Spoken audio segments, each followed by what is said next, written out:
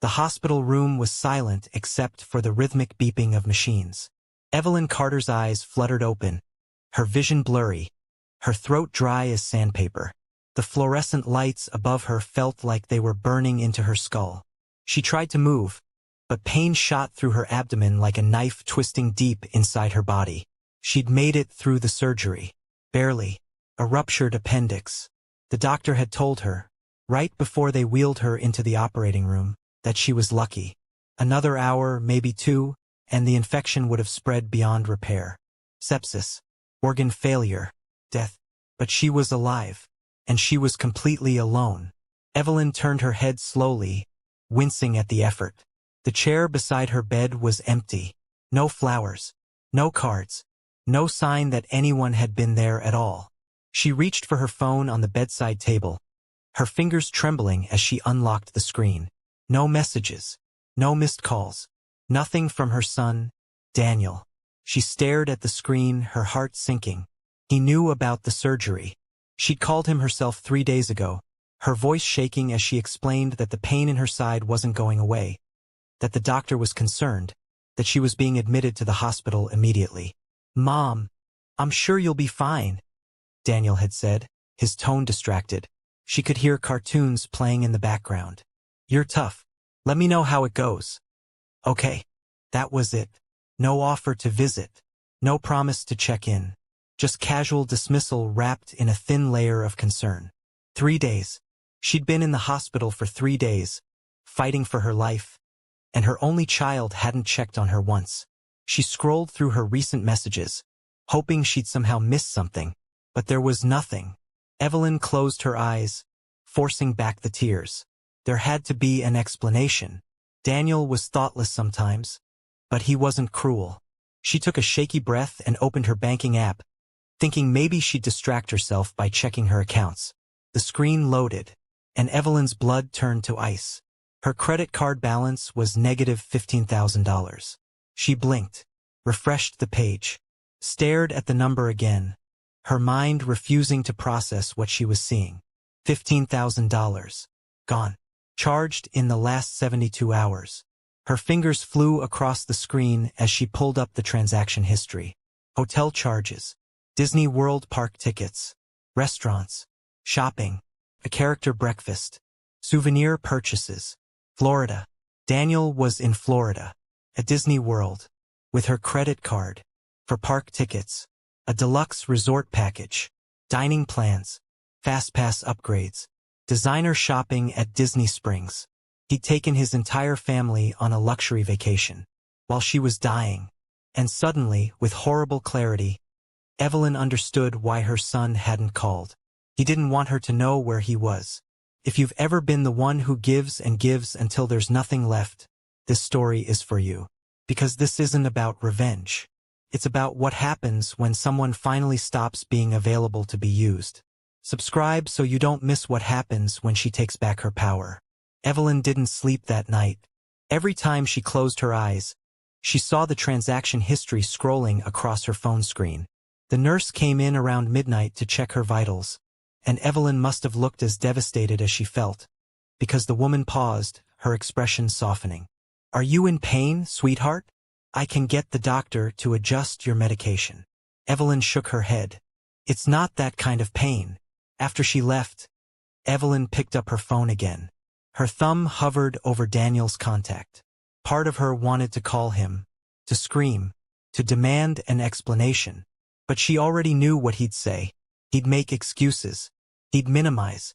He'd turn it around on her somehow, make her feel guilty for being upset. That's what he always did. The time he'd borrowed $500 for emergency car repairs and never paid her back. When she'd asked about it months later, he'd acted offended. "I thought that was a gift, Mom. I didn't know you were keeping score." The time he'd guilt her into co-signing a loan for a boat he couldn't afford. When he defaulted, her credit took the hit. The birthdays he forgot. The holidays he showed up late to or not at all. And Lauren, Daniel's wife, had never liked Evelyn. She smiled to her face and made passive-aggressive remarks about everything Evelyn did. And Daniel never defended her. Not once. But this wasn't friction. This was theft. Evelyn stared at the charges. They were still at Disney. They'd be there for at least another 3 days. And suddenly, a dangerous thought occurred to her. What if she just canceled the card? Her finger hovered over the option. One tap, and Daniel and Lauren would be stuck in Florida with no money, no way to pay for their hotel, no way to get home. But Evelyn hesitated. She wasn't vindictive. She just wanted her son to see what he'd done, to acknowledge it, to care. So instead of canceling the card, she texted Daniel. I'm out of surgery. It was serious. They said I was lucky to survive. I'm okay now, but I could really use some support. Can you call me when you get a chance? She hit send and waited. 5 minutes passed. 10. 20. The message showed as read. No response. Evelyn's heart cracked down the middle. He'd seen it. He knew she was asking for help. And he'd chosen to ignore her. Because he was busy. At Disney World. On her dime. That's when something inside Evelyn snapped. She wasn't going to beg for her son's love anymore. And she sure as hell wasn't going to pay for his vacation. Evelyn picked up her phone and dialed her bank's customer service line. The representative answered on the third ring. Good evening, this is Marcus with Fraud Prevention. How can I help you? Evelyn's voice was steady, calm, cold. I need to report unauthorized charges on my credit card. Comment below if you think Evelyn is doing the right thing. Because what happens next is going to shock you. Marcus was professional and thorough. He asked Evelyn to verify her identity, then pulled up her account. I'm showing several large transactions in Florida over the past 3 days. Can you confirm you didn't authorize these? I did not. I've been in the hospital. Someone took my card without permission. I understand. Do you know who made these charges? Evelyn's throat tightened. My son. There was a brief pause.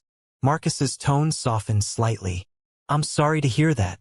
We can freeze the card immediately and open a fraud investigation. You won't be held responsible for any unauthorized transactions. How quickly can you freeze it? Right now. The moment we end this call, the card will be deactivated. Any attempts to use it will be declined. Evelyn felt a surge of something she couldn't quite name. Relief? Justice? Power? Do it. Before I process this, I need to inform you. If your son is currently using the card for a hotel or rental car, those holds will fail. He may face difficulties with accommodations or transportation. I understand. And you're certain you want to proceed? I've never been more certain of anything in my life. All right, give me just a moment. She heard typing on the other end. The card is now frozen. Is there anything else I can help you with? Evelyn took a breath. Actually, yes. I need to remove my son as an authorized user on all my accounts. That's certainly your right. I'll take care of that right now. I'll also send you new cards and account numbers for additional security. By the time she hung up, it was done. And Evelyn felt nothing but relief. But 1,200 miles away in Orlando, Florida, everything was about to fall apart. Daniel Carter stood at the front desk of the Grand Floridian Resort, his family's luggage piled beside him. It was their last night. Tomorrow they'd drive home. Tonight, they were supposed to enjoy one final dinner at the California Grill. The resort had been everything Lauren wanted. Luxurious, Instagram-worthy, expensive, so expensive. But his mom would understand. She always did. He'd pay her back eventually, or she'd forget about it. Either way, it would be fine. The desk clerk smiled professionally. Mr. Carter, I just need to process your final charges, and you'll be all set for checkout tomorrow. Daniel handed over the credit card, his mother's credit card, confident and casual. The clerk swiped it, waited, frowned, swiped it again. I'm sorry, sir. This card is being declined. Daniel's stomach dropped. That's impossible. Try it again. She did. Same result. Do you have another form of payment? No, just try it one more time. The clerk's smile became strained. Sir, I've tried it 3 times. The card has been declined. It appears to be frozen or canceled. Frozen. Canceled. Daniel's mind raced. His mother wouldn't. She couldn't. This had to be a mistake. A bank error. Can you? Can you just hold on a second? He stepped away from the desk, pulling out his phone. Lauren appeared beside him, her arms full of shopping bags from their day at Disney Springs. What's taking so long? The kids are starving. The card's not working. What do you mean it's not working? It's declined. I don't know why. Lauren's expression shifted from confusion to anger in an instant. Daniel, tell me you didn't max out your mother's credit card. I didn't. I don't know what's happening. Figure it out. Now. She stalked off toward the kids, who were sitting on a lobby couch, tired and cranky. Daniel called his mother's number. It went straight to voicemail. He tried again. Voicemail. He tried texting. No response. And then, with growing horror, he realized what had happened. She knew. She'd woken up from surgery, checked her account, and seen the charges. And she'd canceled the card. Daniel felt the blood drain from his face. The desk clerk was watching him expectantly. Other guests were lining up behind him. Lauren was glaring at him from across the lobby. And he had no way to pay for anything. Sir. The clerk's voice was gentle but firm. Do you have another payment method? If not, I'll need to escalate this to management. Just give me a minute. He called his mother again. Again, voicemail. Then he did something he never thought he'd do. He called his mother's credit card company directly and tried to claim it was a mistake, that he was authorized, that there'd been a misunderstanding. The representative was polite but clear. Sir, the account holder has reported these transactions as unauthorized. The card has been permanently frozen. If you have questions, you'll need to speak with Mrs. Carter directly. The line went dead. Daniel stood in the lobby of the Grand Floridian, surrounded by families on magical vacations, and realized he was trapped. No money, no credit card, no way home.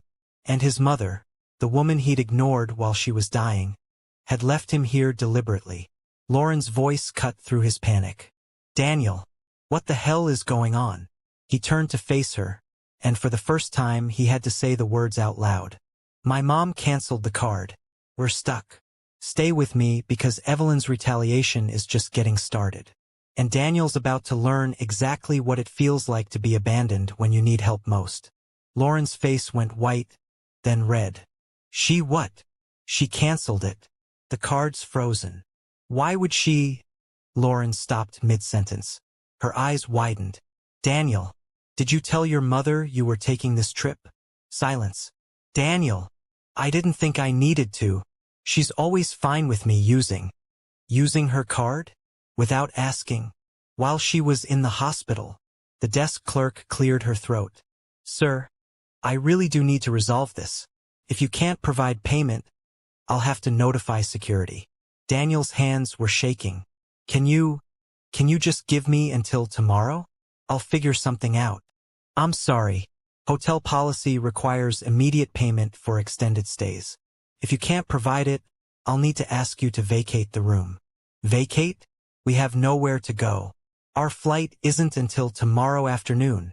I understand, but this is insane. Lauren's voice rose, attracting stares from other guests. We have 2 children. You can't just kick us out. The clerk's expression remained professional but unyielding.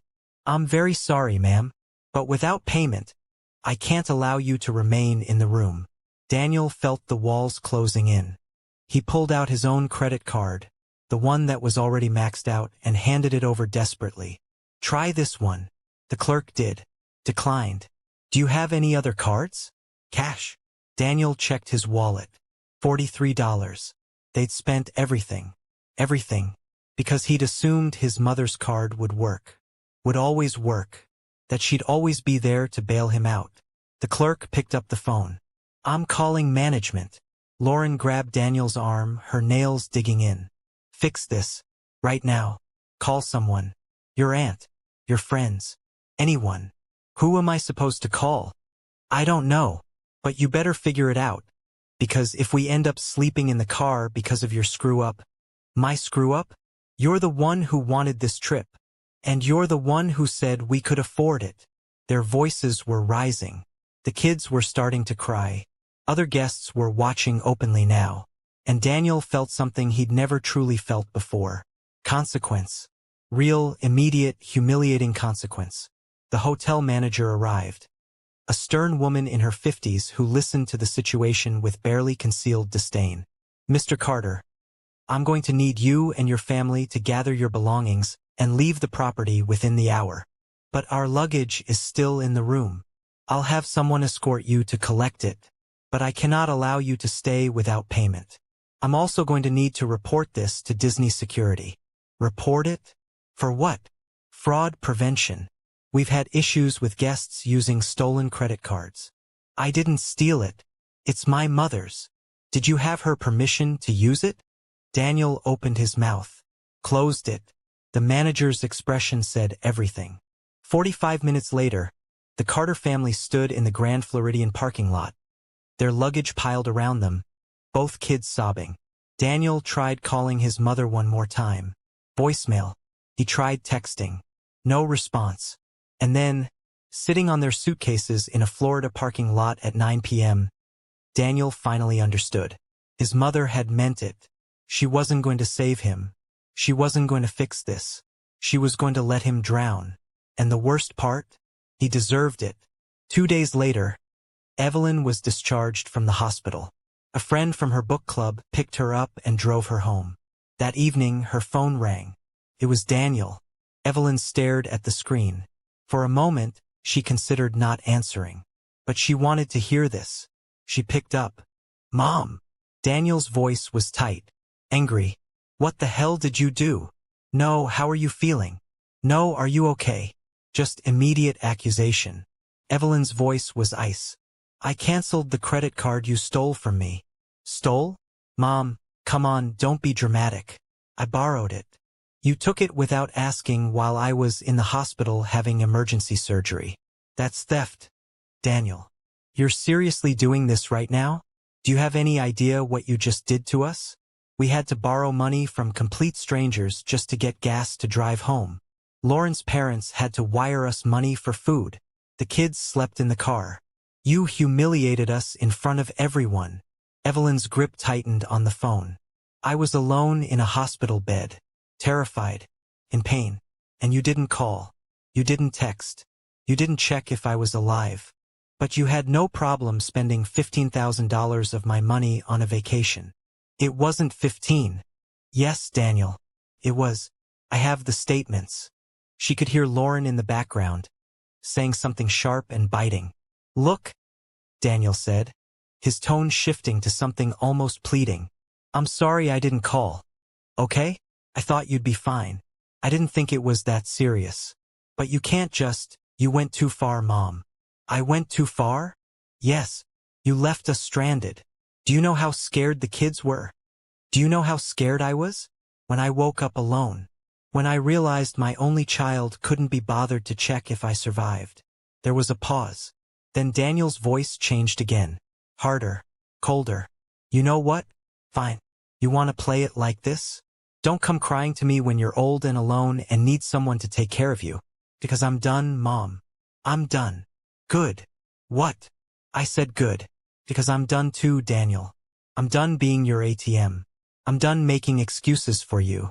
I'm done pretending you care about me when all you care about is my money. You're insane." Evelyn hung up. Her hands were shaking. Her heart was racing. But she didn't cry. Instead, she blocked his number. And then she called her lawyer. Watch until the end, because what Evelyn does next is going to change everything. And trust me, Daniel's not ready for it.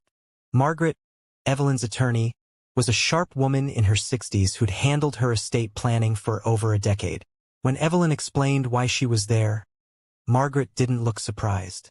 "I want to change my will. I want Daniel removed entirely." Margaret folded her hands on the desk. "I have to ask, are you sure? This is significant. Emotions are running high right now. I've never been more sure." "All right, but I need you to understand the potential consequences. If Daniel finds out, he could contest the will. He could claim undue influence or diminished capacity. Can he win? Unlikely, but it could tie up your estate in court for years. We need to make this ironclad." Margaret explained the process. A psychological evaluation to prove competency. A letter explaining her reasoning. Multiple witnesses. Everything documented.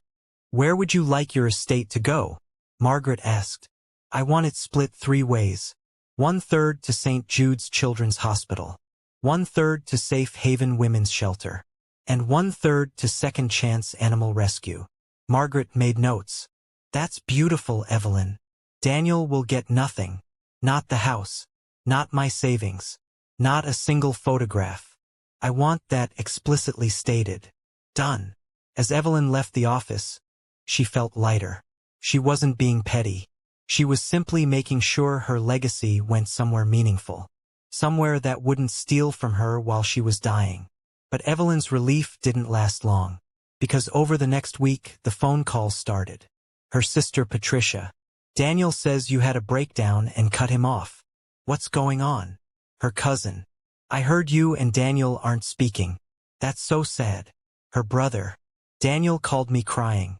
He said you abandoned him in Florida. That doesn't sound like you. Each person had heard Daniel's version. Each one believed he was the victim. Evelyn kept her responses short. Thanks for your concern. I'm doing fine. It's complicated. She didn't defend herself. Because the people who mattered, the people who'd actually visited her in the hospital, already knew the truth. But then, 5 days after she got home, there was a pounding on her front door. It was 9 p.m. Evelyn was in the kitchen making tea when she heard it. Loud, aggressive, demanding. She walked to the door but didn't open it. Who is it? It's me. Daniel's voice. Open the door, Mom. Her heart started racing. Go away, Daniel. No. We need to talk. You can't just ignore me forever. I'm not ignoring you. I'm choosing not to engage with someone who stole from me. I didn't steal from you. God. You're being so dramatic. Evelyn leaned against the door. You took my credit card without permission and spent $15,000 while I was in the hospital. That's theft, Daniel. It's not theft when it's family. Yes, it is. Then Lauren's voice, sharp and cold. Evelyn, open the door. You're being ridiculous. So they were both here. No, Evelyn said simply. Daniel's voice rose. Mom, please. I'm your son. You can't just shut me out like this. Then act like my son. I am. I made a mistake. Okay? I'm sorry. But you're taking this way too far. Every instinct in Evelyn's body was screaming at her to open the door, to let him in, to fix this. But she didn't. You're not sorry. You're just mad you got caught. That's not true. Yes, it is. If you were actually sorry, you would have called me after the surgery. You would have checked if I was alive. But you didn't. You only called when the card stopped working. Silence. Then Lauren's voice, dripping with venom. You're a selfish, bitter old woman. Daniel deserves better than you. Something inside Evelyn snapped. She walked away from the door and called the police. The pounding continued. Then Daniel shouted, Fine. You want to be alone for the rest of your life? You've got it. Don't come crying to me when you're dying in a nursing home with no one to visit you. Footsteps. A car door. An engine. Silence. 10 minutes later, a police officer arrived. Evelyn explained the situation. Do you want to file a report? I just want it documented. In case he comes back. The officer took notes. Smart. We'll keep a record. If he shows up again, call us immediately. After he left, Evelyn locked every door and window. And then she cried. Not because she regretted her choice, but because it hurt. For 3 months, Evelyn didn't hear from Daniel. She spent her days rebuilding. She joined a painting class. She volunteered at the animal shelter. She went on a weekend trip with friends. She started living for herself. And slowly the pain began to fade. Then, one afternoon, she received an email. The subject line read, I'm sorry. Really sorry. The email was long. Pages long. Written at 2 in the morning. Mom, Lauren left me. She moved out 3 weeks ago and took the kids. She said I was a selfish, entitled man-child who blamed everyone else for my problems. And she was right. I've been going to therapy, twice a week. My therapist made me list all the people I've hurt. Your name was at the top. I stole from you while you were in the hospital. And then I tried to make you feel guilty. I called family members and lied.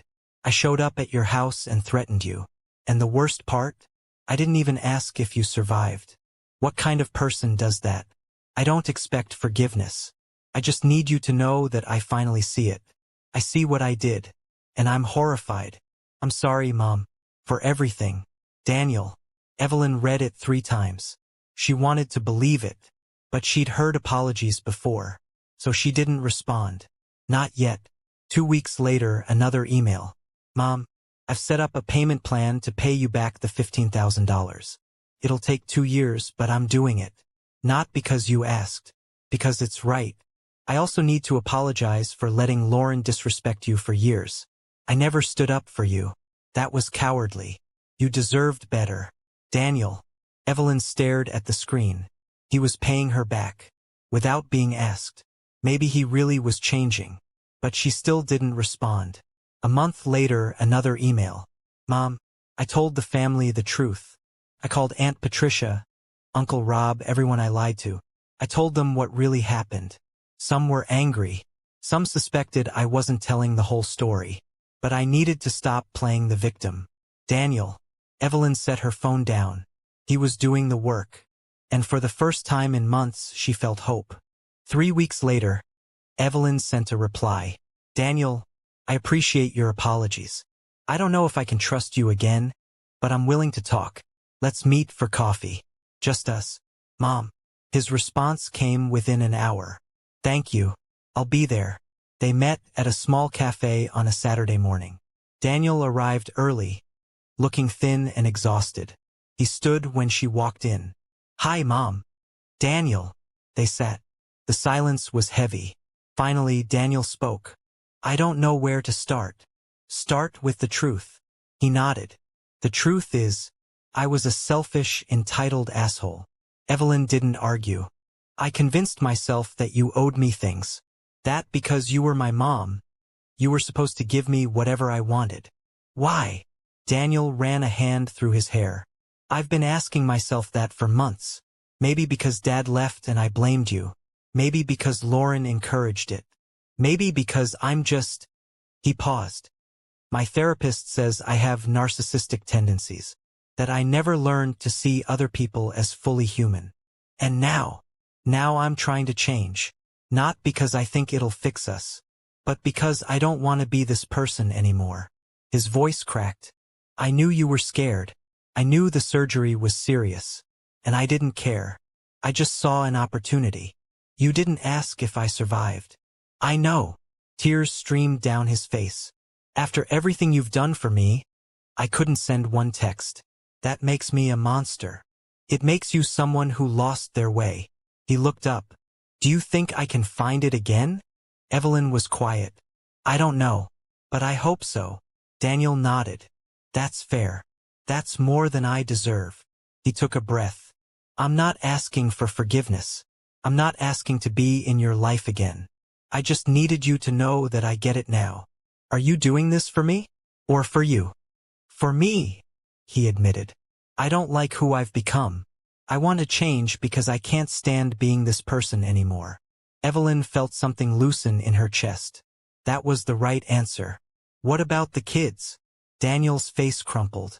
They're confused. Angry. I'm trying to be a better father. I stopped yelling. I started listening. I take them to therapy.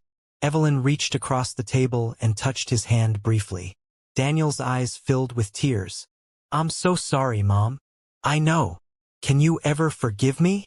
I don't know yet. You hurt me deeply. But I can see you're trying. What can I do? Keep going to therapy. Keep being honest. Don't expect anything from me. If we rebuild, it's going to be slow. With boundaries.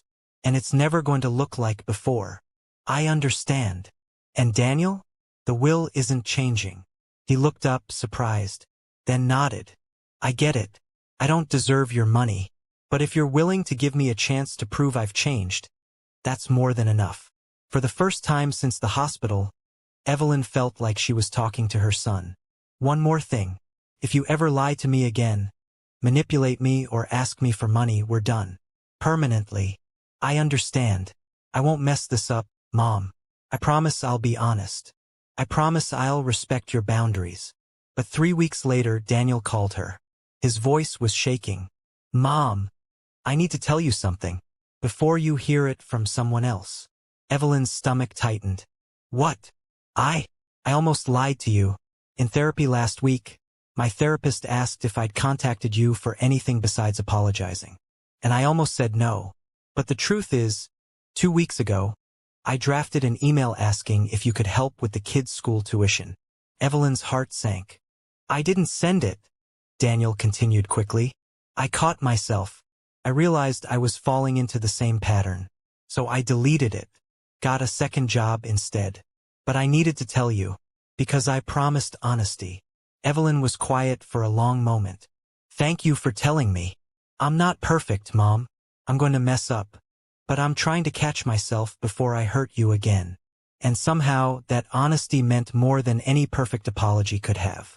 Over the next 6 months, Daniel proved himself through small, consistent actions. He sent updates every 2 weeks. Not asking for anything, just checking in. He didn't push for more contact. He didn't guilt her. He didn't make demands. And slowly, carefully, Evelyn started to let him back in. They met for coffee monthly, then twice a month. Eventually, she agreed to see the kids. The first meeting was in the park. Evelyn brought coloring books. They talked about school and friends. She didn't mention the past. By the end, her youngest grandchild was sitting in her lap, showing her a drawing of a rainbow. This is for you, Grandma, because rainbows come after storms. Evelyn's eyes filled with tears. It's beautiful, sweetheart. Daniel watched from nearby, his expression soft and grateful. After the kids ran to the playground, he approached. Thank you for this. They've missed you. I know I don't deserve to ask, but do you think we'll ever get back to normal? Evelyn shook her head. No, but maybe we can build something better. A year after the hospital, Evelyn stood in her backyard watching the sunset. Her phone buzzed. A text from Daniel. 1 year since I started therapy. Thank you for not giving up on me completely. I know I didn't deserve even that. Evelyn smiled. Proud of you. Keep going. She slipped her phone into her pocket and took a deep breath. She'd lost a son, but she'd found herself. And now, slowly, she was getting to know the man her son was becoming. It wasn't the relationship she'd imagined. It would never be what it was before. But it was real. It was honest. It was built on respect instead of obligation. And that was worth everything. So here's what I want you to take away from Evelyn's story. You don't owe anyone access to your life just because they're family. Forgiveness doesn't mean forgetting. Second chances don't mean erasing consequences. Evelyn could have caved. She could have reactivated the card and pretended nothing happened. But she didn't. She chose herself. She set boundaries. She demanded respect. She made it clear that love without accountability isn't love at all. And when her son finally showed up with real, genuine change, including admitting when he almost fell back into old patterns, she allowed space for healing. But on her terms. That's not cruelty. That's self-preservation. That's dignity. Because the people who truly love you will prove it through their actions. They won't steal from you while you're dying. They won't gaslight you. They won't make you beg for basic decency. And if they do, you have every right to walk away. Evelyn walked away. And in doing so, she gave her son the greatest gift. The chance to become someone worth having a relationship with.